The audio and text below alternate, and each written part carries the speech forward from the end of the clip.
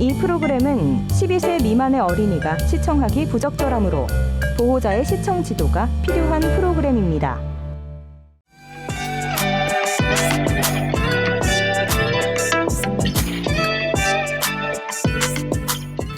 여름을 재촉하는 늦은 봄비가 호수를 더욱 풍요롭게 하는 으림지를 찾았습니다. 제천의 으림지는 김제의 벽골제, 그리고 밀양의 수산제와 함께 우리나라에서 가장 오래된 농업용 저수지 중 하나로 유명한 저수지입니다. 산간 지역인 제천 지역에서 농경지로 물을 공급하는 것은 매우 중요한 일로 농사를 위해서 오래전 이곳에 저수지를 만드는 것은 어쩌면 당연한 일이 아닐 수 없습니다.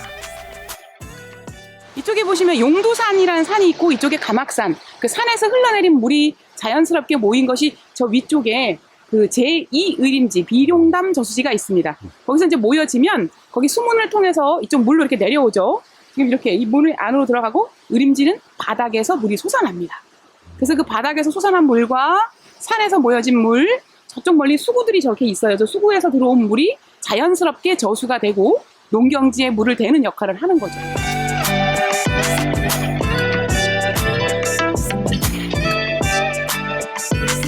왼쪽으로 가막산이, 오른쪽에는 용두산이, 그리고 가운데 있는 까치산이 언제나 맑은 물을 내어주고 있는 으림지.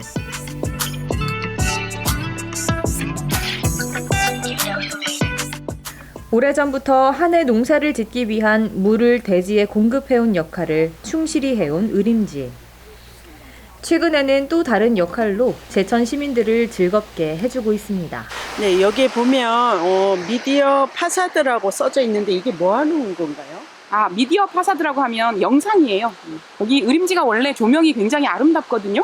근데 이 아름다운 조명과 더불어 여기 계절에 따라서 시간을 나누어서 저녁에 밤이 어두워지면 3번 상영을 하는데 여기 3가지 테마가 있어요. 한 10여 분 정도 상영을 하는데요. 밤에 오셔서 조명과 더불어 이 영상을 즐길 수 있게끔 배려해 놓은 겁니다.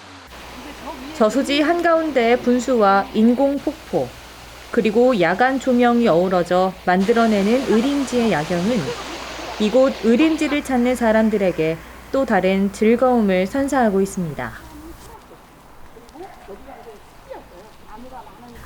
저수지의 면적은 약 4만 8천여 평. 그 둘레길만 약 5리에 이르는 제천의 으림지. 이 으림지 둘레길을 돌다 보면 맞이하는 경이로운 경관. 바로 재림이라 불리우는 수많은 노송이, 그 위용을 자랑하는 뚝방길입니다. 여기 소나무들이 참 운치가 있어요. 아, 네, 멋있죠. 네. 소나무가 그냥 올곧게 서 있는 것도 아니고, 그렇죠? 왜 여기 으림지에 이렇게 소나무가 있을까 궁금해 하실 텐데요. 이 사실 물을 막는다는 거 굉장히 힘든 작업이거든요. 왜냐하면 치밀해야 되고 튼튼해야 되고 물이 굉장히 무겁잖아요. 이 구역공법으로 제방을 축조하고 겉에 차수공법으로 다 제방을 축조한 다음에 소나무를 심어서 이 소나무의 뿌리로 이 제방을 한 번 더 결구시켜주는 역할을 하죠. 근데 이 소나무가 물론 식물들이 물이 없으면 다 죽지만 소나무는 특히 수분이 있는 곳엔 살 수가 없어요. 그러니까 이게 이 제방이 얼마나 정말 습기 하나 없이 얼마나 이 물이 차수가 잘 됐는지를 알 수 있거든요. 모두 181그루의 노송이 당당히 자리 잡고 있는 으림지의 재림. 이들 소나무는 모두 고유의 번호를 가지고 관리를 받을 정도로 그 가치를 인정받는 소나무들입니다.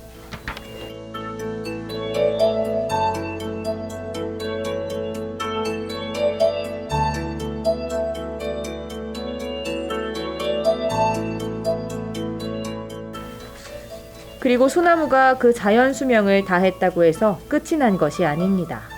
다른 일이 기다리고 있습니다. 이 소나무는 27번이었어요. 소나무가 여기에 있었어요. 여기에 있었는데 얘가 병이 들어서 약도 먹고 주사도 맞고 그랬는데 끝내 살아나지 못하고 죽었어요. 그래서 이렇게 누워서 그 자리를 지키고 있는 27번 소나무입니다.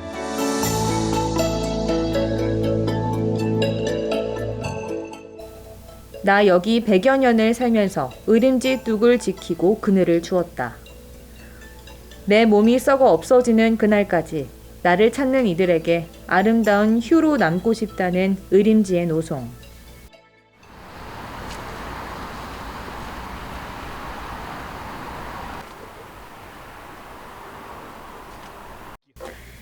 이 노송은 사진을 하는 사람들에게는 더 없는 친구가 아닐 수 없습니다. 제천 의림지의 소나무가 좀 유명해서 전국에서 작가님들이 많이 오시는데요. 이 소나무의 이 껍질까지 다 살아나도록 이렇게 촬영을 해야 멋진 작품이 됩니다.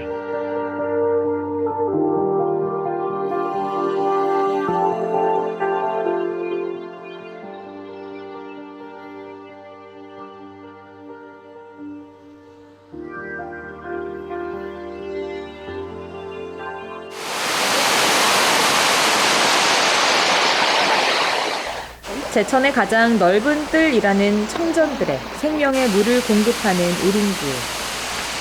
아직 본격적인 농사철은 아니지만 넓고 건강한 대지로 힘찬 물줄기를 뿜어내고 있습니다. 근데 이 폭포가 저수지에 물이 저수가 되면 수문으로 물을 빼서 농경지에 물을 대고 수문으로 물을 빼지 않아야 될 때가 있어요. 특히 가을이 되면 논의 농경지의 수분이 70% 이상 수분이 증발한 다음에 벼베기를 해야 되거든요. 왜냐하면 수분이 많으면 벼의 품질이 떨어져요. 그러면 농경지에 물을 대면 안 되잖아요. 그럴 때 여기로 물을 빼는 거예요. 그래서 여기를 여수토라고 합니다. 무너미, 무내기라고 우리나라 말로 하기도 하고 나물여, 물수, 토할 토. 그래서 자연스럽게 이 폭포가 여수토의 기능을 하는 거죠. 비록 이 물줄기가 청전들의 논을 적시지는 않지만 그래도 이 봄에 생명수를 필요로 하는 대지에 생명을 불어넣을 겁니다.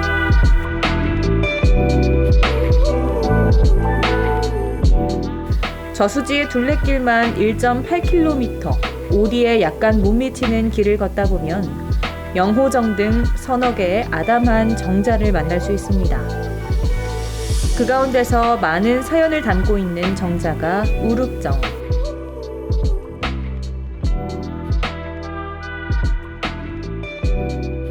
우루 선생이 그 충주의 탕금내도 유명하지만 이 제천에 여기 보시면 연자암이라고 바위 있잖아요. 네. 여기에서 이제 가야금을 탔다고 하거든요. 여기 의림지는 우루 선생이 남은 여생 말년을 보낸 곳으로 유명하고 여기는 이제 시에서 복원을 해놓은 거예요. 정자를.